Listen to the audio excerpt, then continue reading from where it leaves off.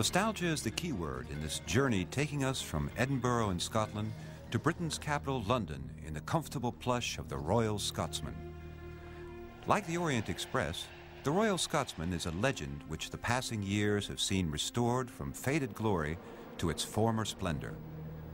In renovated Pullman carriages, the Royal Scotsman takes one past many famous scenes from Britain's rich heritage and shows the travelers the startling beauty of the British countryside.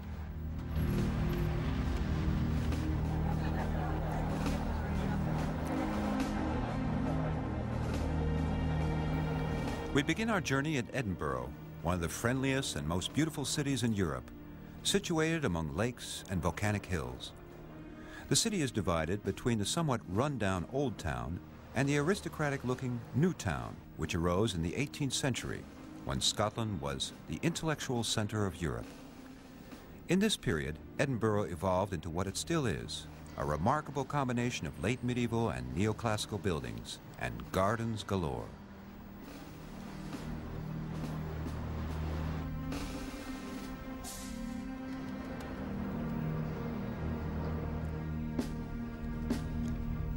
High above the Old Town, on the crater of the almost prehistoric volcano, stands the famous Edinburgh Castle. It is now a monumental tourist attraction, offering a magnificent panorama over the city. It was the scene of battles with English armies, which ultimately ended with Scotland giving up its independence and joining the United Kingdom in 1707.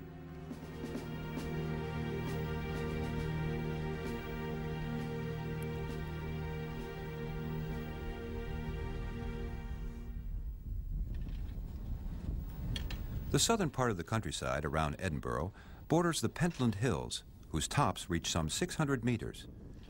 The unpredictable Scottish climate seldom allows this hilly area a snow covering.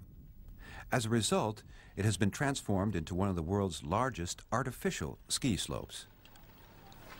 Against the classical Scottish decor, it does make one think.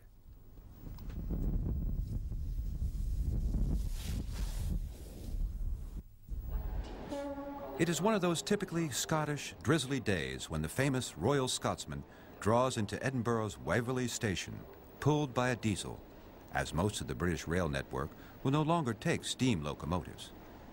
Despite this, the train exemplifies the grandeur of a rich history. The locomotive pulls 9 coaches, an original Pullman panorama carriage, 2 post-war restaurant cars, 4 hotel carriages, also of Pullman origin, and 2 coaches for the extensive crew, who see to the passengers' every need during the journey.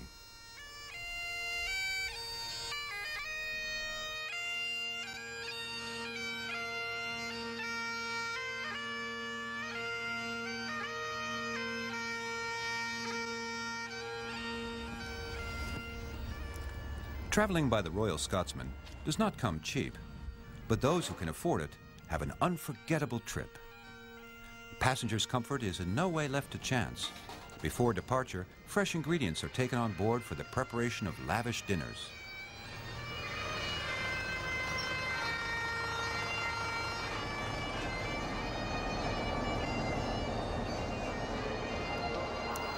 Pushing to get on board would not be at all fitting.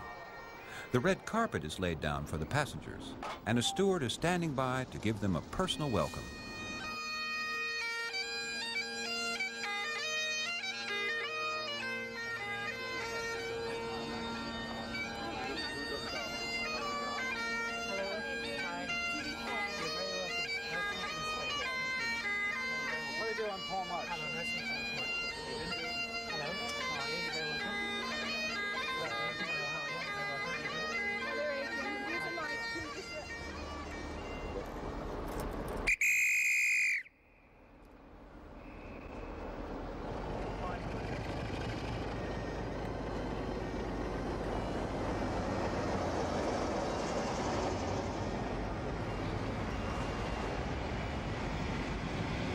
As the sounds of the bagpipe slowly merge into the grinding of the wheels, we settle back to enjoy it all. The journey has begun.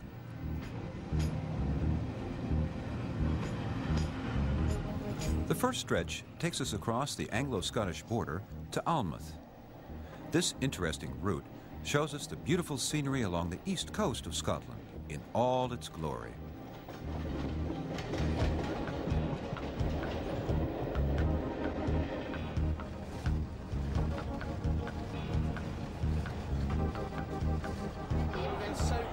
Not all the passengers have time to appreciate this, as the temptation of the delicacies being handed around proves almost too much to resist.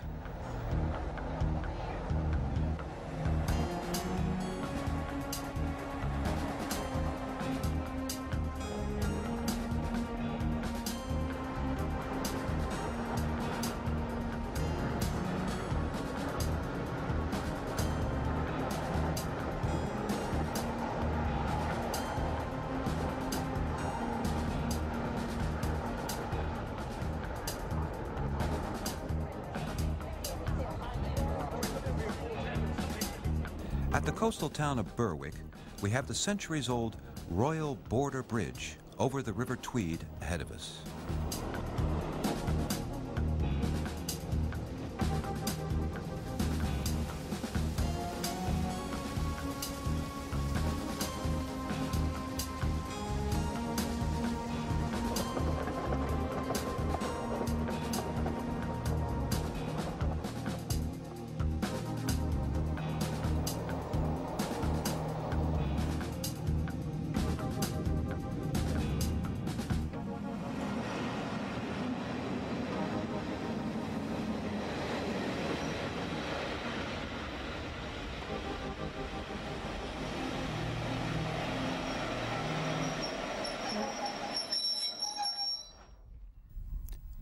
Alnmouth is worth a visit, not so much for the town itself, but because of Alnwick Castle, from time immemorial the seat of the Dukes of Northumberland. The castle was originally built as an impregnable fortress in the defense line of the Scottish coast. But this was a good 1,000 years ago. It is now a carefully preserved, monumental structure set in peaceful, romantic landscape.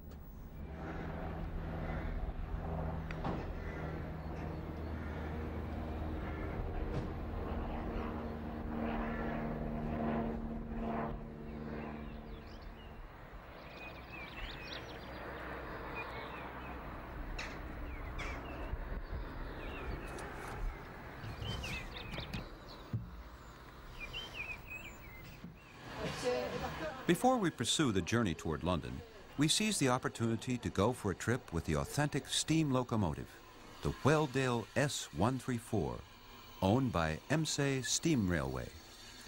This is one of the many private railway lines to be found in Great Britain. They're generally maintained by a club of train enthusiasts who devote many a day off to the upkeep of the locomotive and carriages.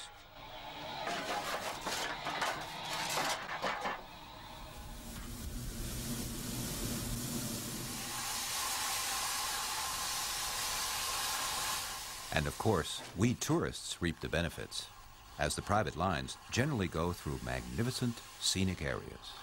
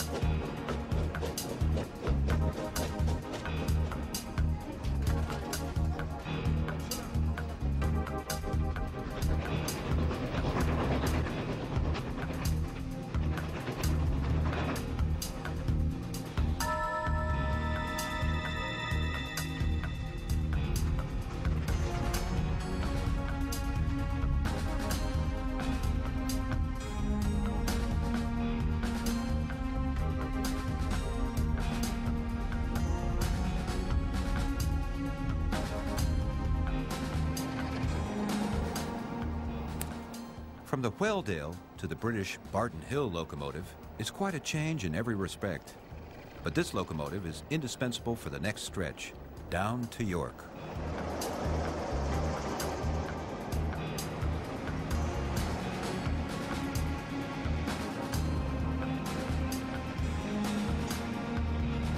We happily take our seats. With sunset approaching, it will soon be time to move to the restaurant car, where dinner will be served.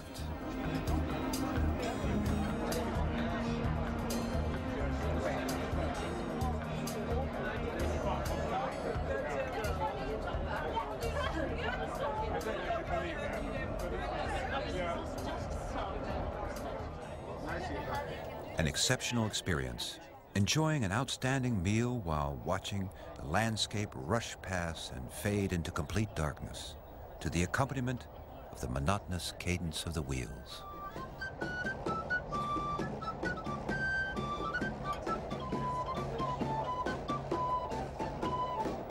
After dinner, coffee is served in the appropriate manner. In the evening, the accent is on entertainment, though amusement between the rails does have an obvious restriction, there being no room for dancing. Fortunately, though, there's plenty of good conversation, so we'll reach York without a moment of boredom.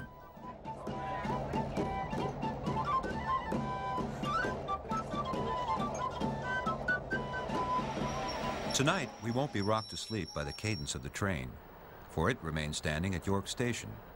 The city has too many tourist attractions for us simply to pass it by.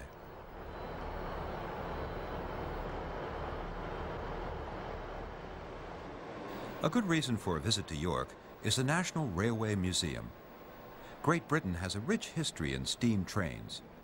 The great variety of locomotives that have gone over the British tracks becomes clear from a visit to this museum, which is the largest of its kind in the country. Here, important locomotives have been saved from the scrap heap and preserved for the museum.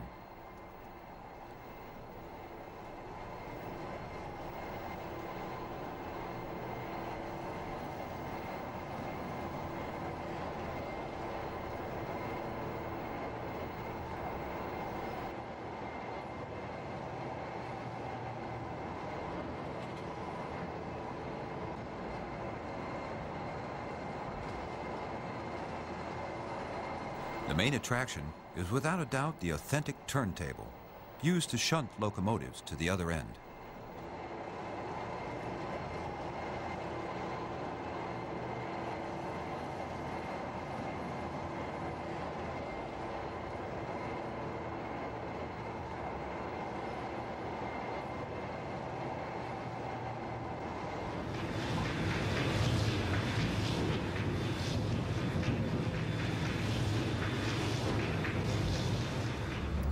York is a city with great historical awareness.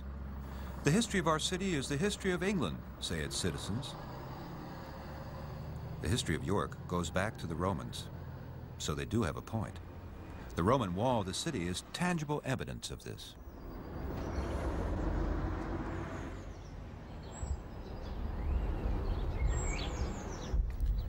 Without doubt, the most spectacular building in York is York Minster. Building began in 1220 under Archbishop de Grey. In the end, the building took 200 years to complete and became world famous in the centuries following. Particularly fine are the 128 stained glass windows, varying in age from 70 years old to a good 800 years.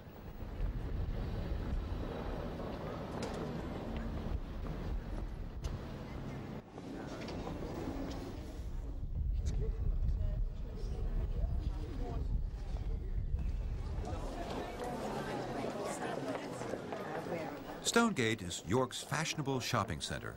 Cars are not allowed, so the medieval and Gregorian architecture can be seen to best advantage.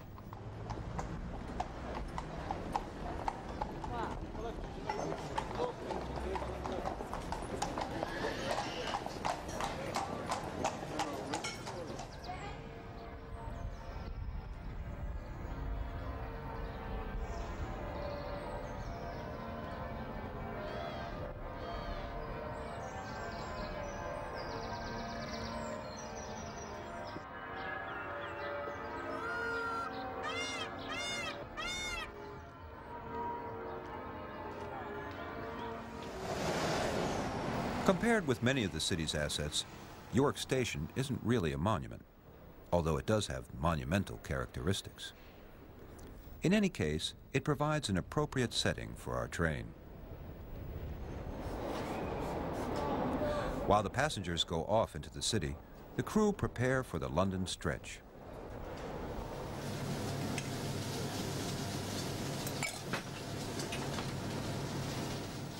Another treat is in store for the passengers, who are first greeted with a welcome-back drink. Very good. What is this? How did you know? It's what? I thought we rather need it. Yeah. Yes.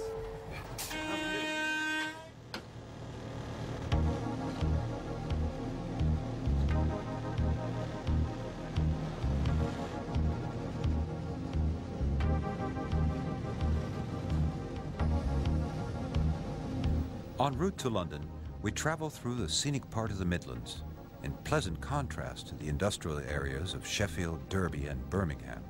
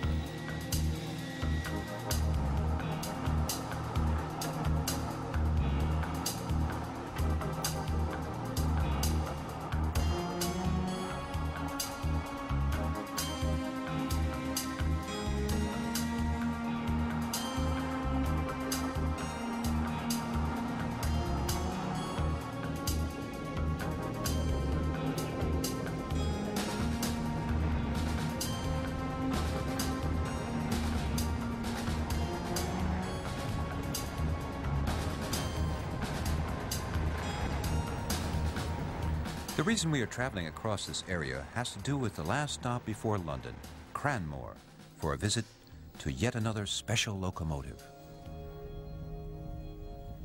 From Cranmore is a short car journey to Corsham Court.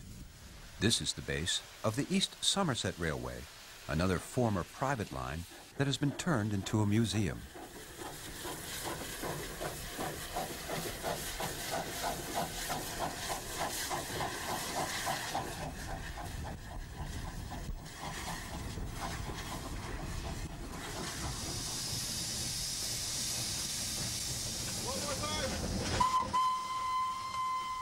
In this wide-stretching countryside, seemingly untouched by time, it doesn't take much to imagine how things must have been in times gone by.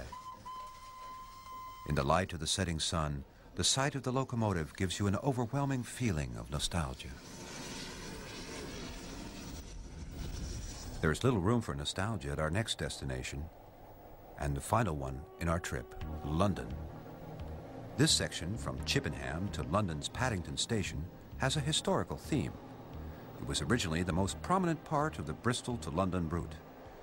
The track was laid under the supervision of a certain Isambard Kingdom Brunel, a man way ahead of his time. The track was of extremely sound material and ultimately formed a basis for the present-day intercity trains racing over them at some 120 miles an hour. In his day, trains certainly went no faster than some 30 or 40 miles an hour.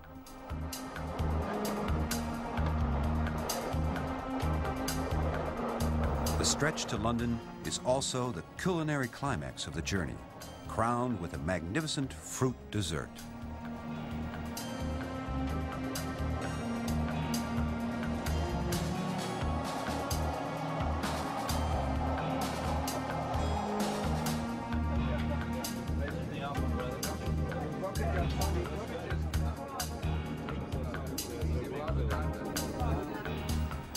While recovering from our lovely dinner, we're again aware of the beauties of this part of Great Britain.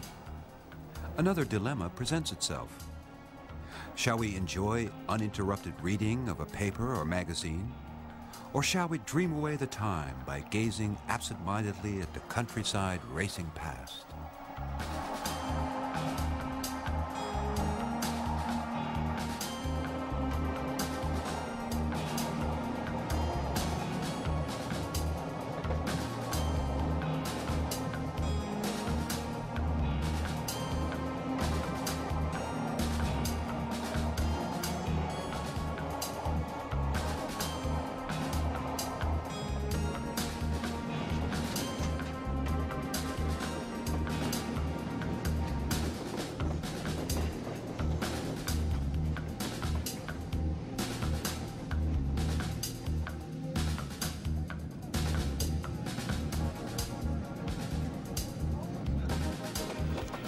It's a fine conclusion to a remarkable trip in a remarkable train, ending up at a remarkable station. Paddington Station was built in 1854 because London Station had outgrown itself. It was also designed by Mr. Brunel.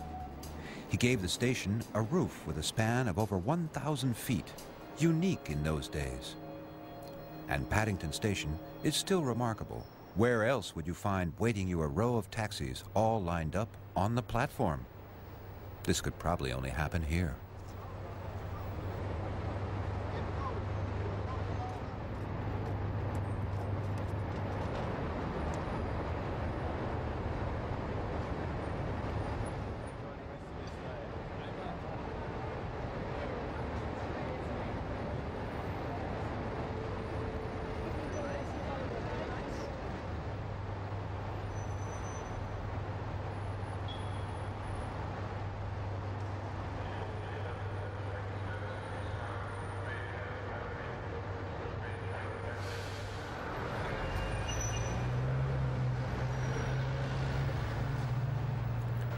A visit to London offers many opportunities. Too many, in fact, for a short visit. We opted for Trafalgar Square with its statue of Lord Nelson, the greatest hero in Great Britain's maritime history.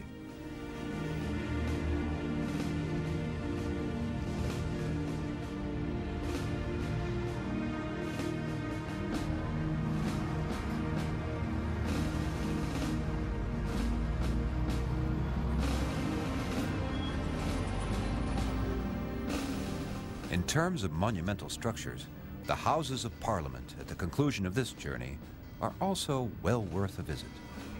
Anyone visiting London should not miss a boat trip on the Thames.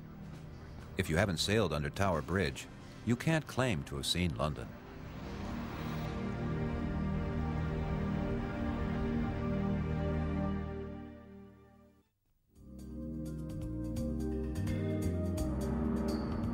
Next time, join us on Railway for a spectacular journey through South Africa. We'll travel in luxury and style on the famous Rovos train from Pretoria to Cape Town. So come with us to one of the most talked about countries in the world, South Africa, on our next Railway.